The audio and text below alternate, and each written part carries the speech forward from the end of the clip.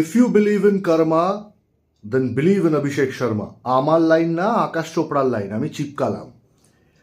মানে Indian premier league না, incredible premier লিগই বলা চলে। মানে 141 run while chasing 246, incredible, simply incredible.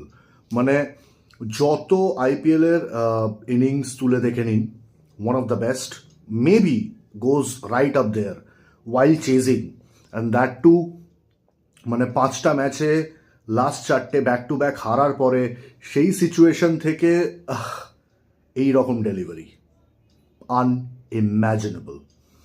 যাই হোক, মানে বলে না দ্যাট জো হতা হ্যায় আচ্ছে কে লিয়ে হতা হ্যায়।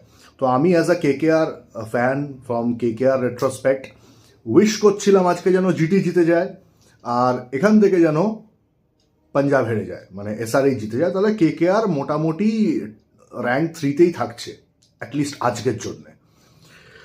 তো যাই হোক, অর্ধেক কাজ তো হয়ে গেছে। কেকেআর মনে হয় 4এই থাকবে। এবার দেখতে হবে নেট রান রেটের অবস্থাটা কি।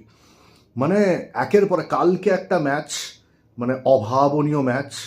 মানে আমি সিএসকে সাপোর্টার না, মানে এম এস ধোনিকে একদমই খুব একটা ইয়েলো জার্সিতে পছন্দ করি না, কিন্তু তারপরেও নিজের দেখে খারাপ লাগছিল যে এম এস ধোনি আর সিএসকে যদি এরকম অবস্থা হয়, তাহলে কেকেআর রুট করবে, মানে এগেনস্ট রুট করবে কার জন্যে।